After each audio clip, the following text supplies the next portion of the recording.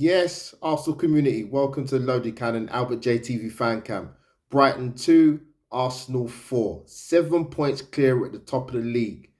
Wow, where do I start, man? Listen, there's so much to cram in, man. I'm not going to rattle on and on, but there's so much to talk about. So, listen, Zinchenko comes in for Kieran Tierney. I wasn't surprised about that, if I'm being honest with you. Brighton are a very, very good footballing side. Let's make no mistake about that.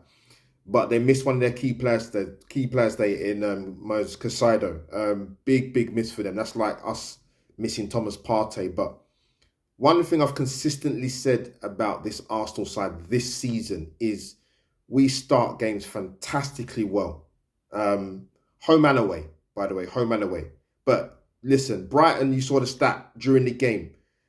From minute 1 to 15 minutes, scored the most goals in that first quarter of the game. Arsenal completely rewrit the script. What a start. A minute into the game. You can't start better than that. Arsenal on rapid fire. Listen, great touch by Saka. Fantastic first touch. To kill that sort of deflected shot from Martinelli and then hit it on the half volley, go 1-0 up. You cannot get a better start than that. Away from home against a tough opponent in Brighton. As I mentioned, have scored the most goals in the league in the first 15 minutes of games. So to do that to them at their stadium, fantastic. And we was really sharp for 5-10 minutes.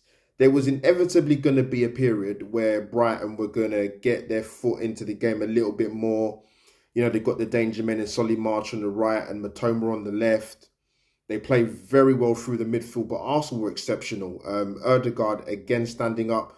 I've always said with Martin Ødegaard, I want to see more of an imprint from him on games away from home, away from the Emirates. And he did that in the first. I thought Arsenal were really, really sharp. And even though Brighton grew more into it, I did kind of think watching the game that Arsenal can get a second here to really rubber stamp it before half time.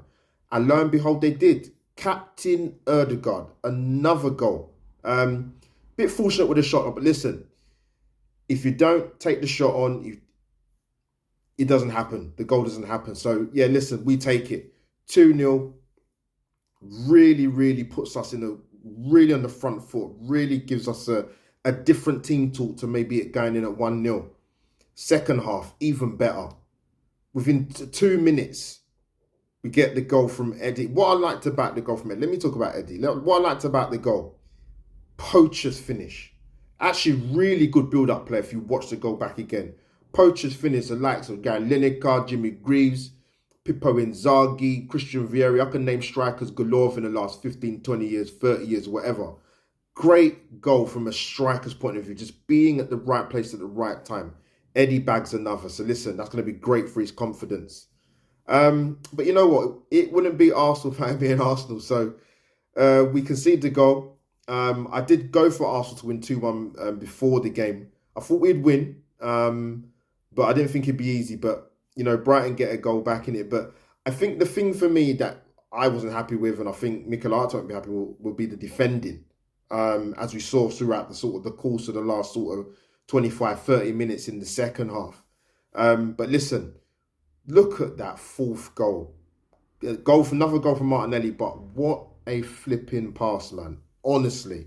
I wasn't going to swear, trust me, but listen, that pass was a definition of world class because at that point, Brighton have got the goal back to make it 3-1.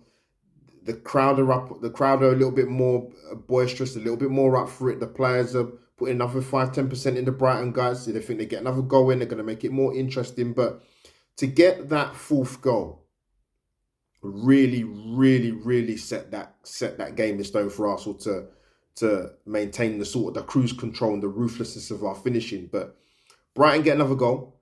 And listen, defensively was not great in the second half. Saliba won't be happy with the goal.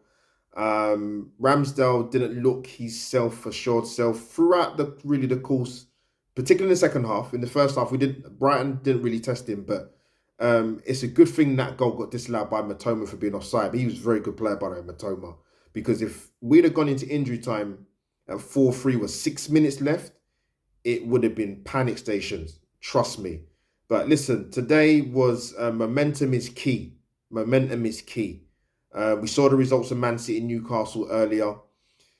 Goals by committing this team. You saw the stat with Arsenal ranking first away from home in many compartments. There's such a ruthlessness to the side that I like to see. But defensively was a worry today, particularly in the second half. But listen, you don't go to places like Brighton and win 4-2 and don't deserve to win the game. We were really good today. Parts of it we was really in cruise control.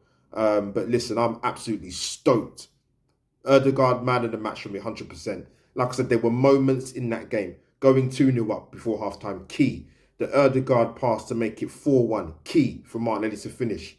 Fantastic people. But that is me, AlbertJTV, over and out for the loaded cannon. People, drop your comments down below and wax lyrical about our beloved Arsenal at the moment. Over and out, people.